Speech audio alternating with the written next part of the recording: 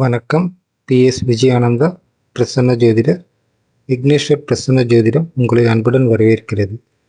எல்லாம் வல்ல விஜய மகா கணபதி இப்பிரபஞ்சத்தையும் சகல ஜீவராசிகளையும் காக்கட்டும். நல்லோர்கள் மேன்மையுற்று வாழ்வாங்கு வாழ ஆசீர்வதித்து வழி நடத்தட்டும்.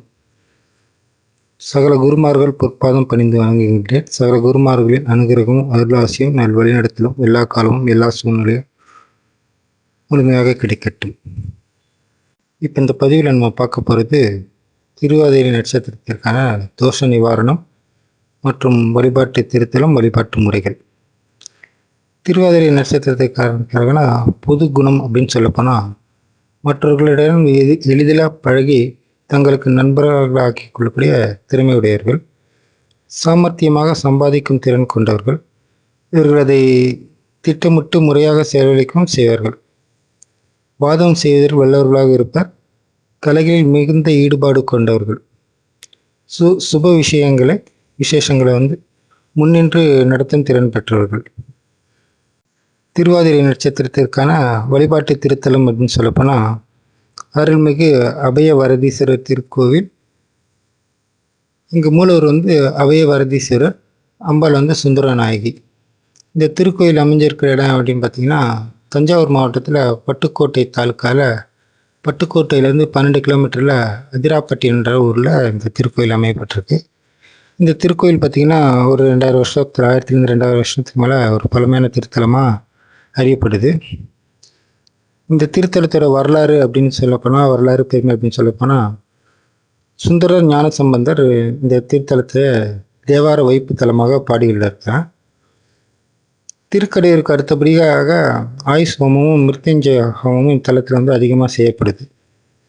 முன்னொரு காலத்தில் அசுரர்களால் துரத்தி அடிக்கப்பட்ட தேவர்களும் முனிவர்களும் தங்களை பாதுகாத்து கொள்ள திருவாதிரை நட்சத்திர மண்டலத்தில் தஞ்சம் புகுந்துருந்தனர்.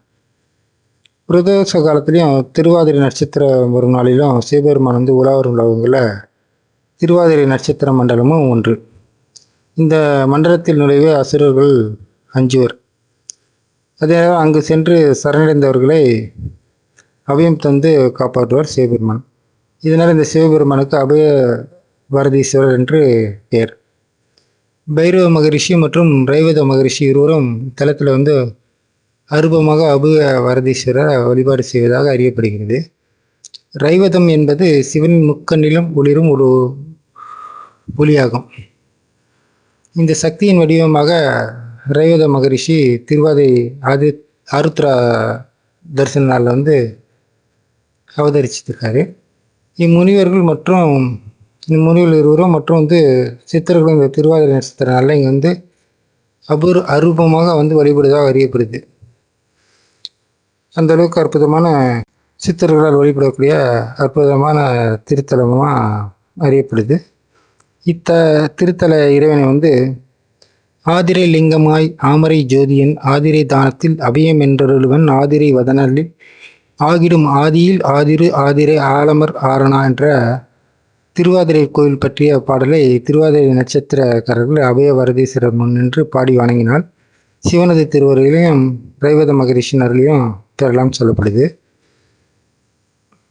திருவாதிரை நட்சத்திரம் பிறந்தவங்க திருவாதிரை நட்சத்திர நாளில் தங்களுக்கு ஏற்பட்ட தோஷங்கள் நீங்கவும் மற்றும் தீராத நோயால் அவதிப்படுபவர்கள், யமபயம் உள்ளவர்கள், ஆயுள் விருத்தி வேண்டுபவர் இங்கு வழிபாடு செய்வதும், எந்த தோஷத்தினாலும் திருமண தடை இருந்தாலும், முக்கியமாக பெண்களுக்கு இந்த தோஷத்தினால் திருமண தடை இருக்கவங்க இங்கு வழிபாடு செய்தால் நல்ல பலன் கிடைக்கிறது என்று அறியப்படுது. திருவாதிரை நட்சத்திரத்தில் பிறந்தவங்க மட்டும் இல்லாமல் எந்த ராசி நட்சத்திரக்காரங்களும் ராகு கேது தோஷத்தினால் பாதிக்கப்பட்டவர்களும் வாழ்நாள் அடிக்கடி வழிபட வேண்டிய அற்புதமான ஒரு திருத்தலமாக அறியப்படுது. இந்த திருத்தலத்தில் பக்தர்கள் வேண்டுதல் நிறைவேறினோன்னா நேர்த்திக்கடனாக சிவனுக்கும் அன்னைக்கும் அபிஷேகம் செய்து வஸ்திரம் சாற்றி நேர்த்திக்கடன் செய்கிறாங்க. பொதுவாக எந்த ஒரு புண்ணிய தலத்துலையும் பார்த்திங்கன்னா நான் எப்பயும் சொல்லிடுவாங்க தான் 3.25 நாளைக்கு, அதாவது 1.5 மணி நேரம்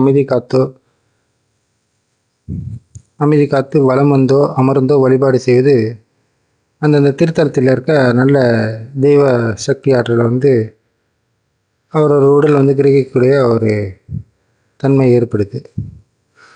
அதே நேரத்தில் வந்து தீபம் ஏற்றுறோம் அப்படின்னா, இப்போ நல்லெண்ணெய் ஏற்றணும் அப்படின்னா சுத்தமான நல்லெண்ணெயில் நெய் தீபம் ஏற்றணும்னு நினச்சிங்கன்னா சுத்தமான நெய்திலேயே தீபம் ஏற்றி வழிபடுறது ஒரு சிறப்பான விஷயம்.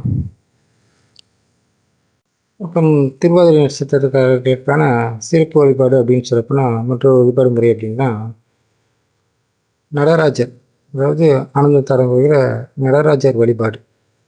இப்போ நீங்கள் பக்கத்தில் நீங்கள் அவங்க வீட்டுக்கு பக்கத்தில் இருக்க சிவஸ்தலங்களில் இருக்க நடராஜரை கூட அவங்க பிறந்த கிழமையிலேயே அல்லது வந்து திருவாதிரை நட்சத்திரத்தன்றோ அவங்க வசதிக்கேற்ப அவரை வந்து தொடர்ந்து வழிபாடு செய்துட்டு வரதும் ஒரு சிறப்பான பலனை கொடுக்கும். அதே மாதிரி வந்து சிவன் கோயிலே பார்த்திங்கன்னா சுற்றுப்பிரகாரத்தில் நர்த்தன கணபதின்னு இருப்பார்.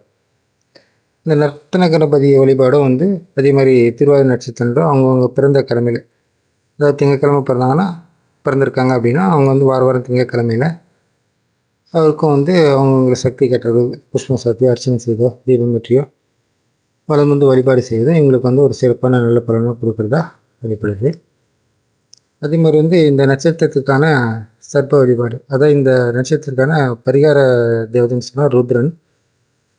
சர்ப்பம் அப்படின்னா கார்கோடுகள். இப்போ இவங்க சர்ப்ப வழிபாடு அப்படின்னா இவங்க வந்து புற்றுக்கு வடகிழக்கு திசையில் தீபம் ஏற்றி பால் வைத்து வழிபாடு செய்வது. அதுவும் இந்த வழிபாட்டை அப்படின்னு பார்த்திங்கன்னா தேய்பிறை சனிக்கிழமை அல்லது செவ்வாய்க்கிழமைகளை தொடர்ந்து வழிபாடு செய்வதும்.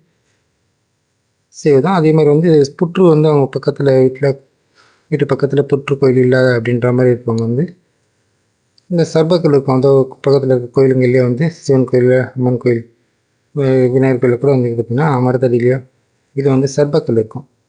சர்ப்பக்கல்லுக்கு வந்து பால் அபிஷேகம் செய்து இல்லை பால் வந்து வைத்து மஞ்சள் குங்குமம் போட்டிட்டு தீபம் வெற்றி தொடர்ந்து இதே மாதிரி தேய்பிறை சனிக்கிழமையிலையும் அல்லது செவ்வாய்க்கிழமையிலையும் வந்து தொடர்ந்து வழிபாடு செய்வதும் ஒரு சிறப்பான ஒரு வழிபாட்டு முறையாக கருதப்பட்டிருக்கு.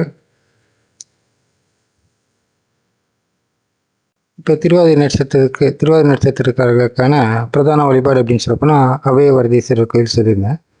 இப்போ வந்து அவங்கவுங்க பிரச்சனைகளுக்கு ஏற்ற அளவுக்கு அவங்க மாதத்துக்கு ஒரு முறையோ 3 மாதத்துக்கு ஒரு வருடத்துக்குரியோ தொடர்ந்து வந்து ஒரு வழிபாடு செய்து வருது நல்ல ஒரு சிறப்பான பலனை அவங்க பிரச்சனை விடுபடுவதற்கான அற்புதமான ஒரு ஆற்றலும் பெறக்கூடியதாக அமையப்பட்டிருக்கு. அதேமாதிரி வந்து பக்கத்தில் இப்போ இந்த உடனே இந்த கோயிலுக்கு போக முடியல அப்படின்றவங்க இந்த பக்கத்தில் இருக்க கோயில்ன்றதில் தான் இப்போ வந்து அடுத்த வழிபாடாக நான் சொன்னது வந்து நடராஜ பெருமாள் வழிபாடும் நர்த்தன கணபதி வழிபாடும். அதே மாதிரி வந்து சர்ப்ப வழிபாடு, இது வந்து எப்பயுமே வந்து சர்ப்ப வழிபாடு ஒரு சிறப்பான ஒரு வழிபாடாக கருதப்படுது புராணங்கள்லேருந்து. இந்த சர்ப்ப வழிபாடும் வந்து இப்போ நான் சொன்ன மாதிரி வழிபாடு செய்யறதும் இந்த நட்சத்திரக்காரர்கள் அவங்க பிரச்சனையிலேருந்து அடுத்த கட்டத்து செல்வதற்கான ஒரு அற்புதமான வழிமுறையாக சொல்லப்பட்டுருக்கு. இந்த வழிபாட்டு முறைகளை வந்து பயன்படுத்தி மென்மேலாக எல்லாம் வல்ல விஜய மகா கணபதி எல்லாருக்கும் வழி நடத்தட்டும். அதே மாதிரி அடுத்தடுத்து ஒவ்வொரு பதிலும் பார்ப்போம். உங்கள் நண்பருக்கு இந்த வீடியோ ஷேர் பண்ணுங்கள், லைக் பண்ணுங்கள், சப்ஸ்கிரைப் பண்ணுங்கள். நன்றி, வணக்கம், வாழ்க வளமுடன்.